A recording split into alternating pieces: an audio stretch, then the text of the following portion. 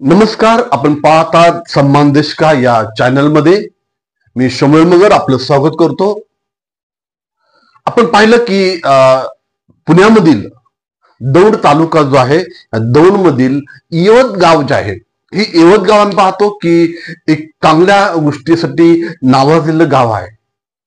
पण या गावामध्ये काही एका माते फिरू किंवा एका समाजकंटकाने जी छत्रपती शिवाजी महाराज यांची विषयी जी पुतळ्याची विटंबना केली, अक्षरपाव पोस्ट केल्या, ह्या गोष्टीमुळं पूर्ण यवत गावामध्ये तणावाचं वातावरण निर्माण झालेलं आहे.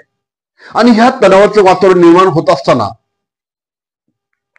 त्या ठिकाणी आम्ही पाहिलं की जो वाद झाला 4-5 दिवसापूर्वी, त्याच्या दुसऱ्या दिवशी एक सभा भरवण्यात आली, काही नेत्यांची सभा झाली आणि त्यांनी त्याविषयी एका त्या दोन समाजामध्ये तेढ निर्माण होईल किंवा एक प्रकारचं भडकाऊ भाषण त्यांनी केल्यामुळे दुसऱ्या दिवशी पुन्हा तणावाचं वातावरण निर्माण झालं आहे.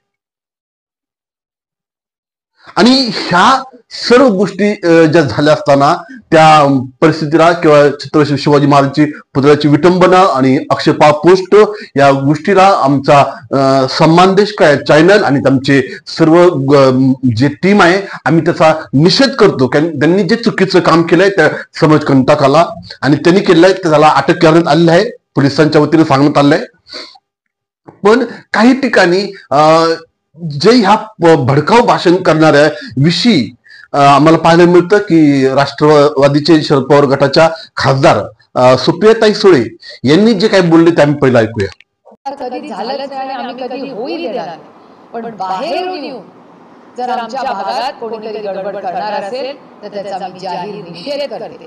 आणि माझी पालकमंत्र्यांना, महाराष्ट्राच्या उपमुख्यमंत्री आणि मुख्यमंत्र्यांना विनम्रपणे विनंती आहे की तुमच्या या सगळ्या लोकांना आवरा. ही पहिली वेळ नाहीये. नगरला झालं, तिथे गडबड झाली, लोकांवर खोट्या केसेस करतायत.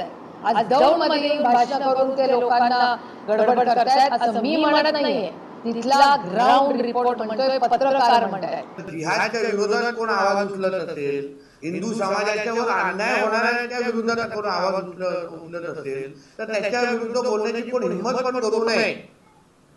आतापर्यंत सिद्ध एवढं झालंय की दंगल करणारे, आतंकवाद करणारे कधी हिंदू नसतात. जे तुम्हाला मालेगाव केसमध्ये पण सिद्ध झालंय, यवतमध्ये पण तेच आहे. दंगल करणाऱ्यांना आणि आतंकवाद करणाऱ्यांचा एकच रंग आहे, तो हिरवा असतो. आपण पाहिलं की सुप्रियाताई सुळे यांनी सांगितलं की अजितदादा तुम्ही काही तुमच्या लोकांना आवरा, कारण या लोकांमुळे समाजामध्ये तेढ निर्माण होत आहे आणि भडकाऊ भाषण केल्यामुळे दोन समाजामध्ये तणावाचं वातावरण निर्माण होत आहे. आम्ही पाहतो की नगरमध्ये झालेली सभा पुण्यामध्ये आहे आणि आज यवतमध्ये ह्या गोष्टीचा संबंध जो एक दोन समाजामध्ये निर्माण होत आहे. काही लोक तिथं आम्हाला सांगितलं की जेव्हा आम्ही काही लोकांच्या प्रतिक्रिया घेण्यात गेलो ते म्हणले की सर, आम्ही दोन समाज, आमचे मुस्लिम समाज आणि हिंदू समाज, आम्ही सर्व एकत्र राहतो, बोलतो, आमचा एकमेकाचा व्यवहार करतो. पण काही लोकांनी भडकाऊ भाषण केल्यामुळे हा वाद निर्माण झाला. आणि त्याच्या अगोदर जी पोस्ट कुणी त्या माथे फिरूने केली, छत्रपती शिवाजी महाराज हे जे महाराष्ट्राचं दैवत आहे आणि त्यांच्याविषयी जी पोस्ट आणि त्या पुतळ्याची विटंबना केलं आहे, हे चुकीचं काम त्या माथे फिरूने केलं आहे आणि त्याला पोलिसांनी अटक केलेलं आहे. आणि हे जे चुकीचं काम होत आहे आणि काही लोकांनी गाड्या जाळल्या, वाहनांचं नुकसान केलं, घरं जाळली गेली, तर मला त्या लोकांना एक निरोप सांगायचा आहे की बाबांनो, तुम्हाला जाळायचं होतं तर तुमची स्वतःची गाडी जाळा, जाळायची होती तर तुमचं स्वतःचं घर जाळा, जाळायचं होतं तर तुमच्या घरामध्ये कोणाला काय करताना त्या गोष्टीला हे करा. पण दुसऱ्यांच्या गाड्या जाळणं आणि याला जिम्मेदार आम्ही स्वतः आहोत, कारण आम्ही दक्ष नागरिक आहोत का हा विचार करा. जो दक्ष नागरिक राहतो, एक चांगला नागरिक राहतो, तो ह्या गोष्टी कधीच करत नाही. पण ह्या काही चुकीच्या लोकांमुळे वाद निर्माण होतो.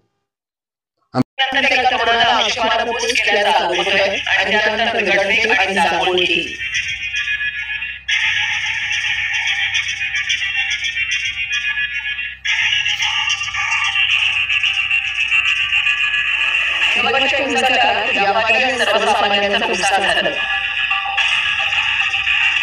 दुकानांची तोडफोड झाली, तर कुठं बेटीमध्ये सुद्धा आग लावण्यात आली आहे.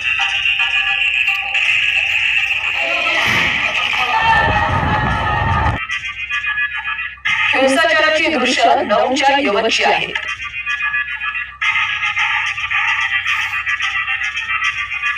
दोन गटात तणाव निर्माण झाला आणि प्रकरण दगडफेक आणि जाळपोळीपर्यंत पोहोचलं.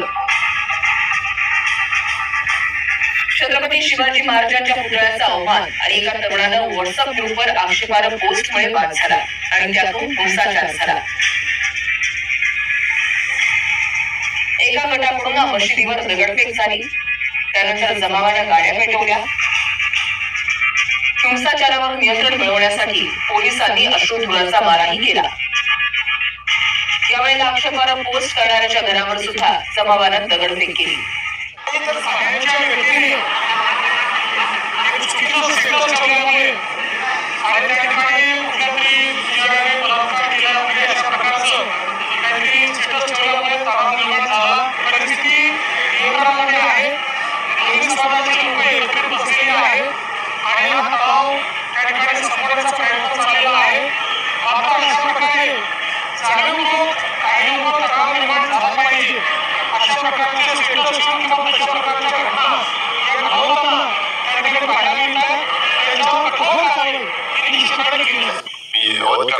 सांगू इच्छितो की ज्यांनी पोस्ट टाकलेली आहे त्याचा तसं बघितलं तर इथल्या लोकांशी फार काही जवळचा संबंध आहे अशातला भाग नाहीये.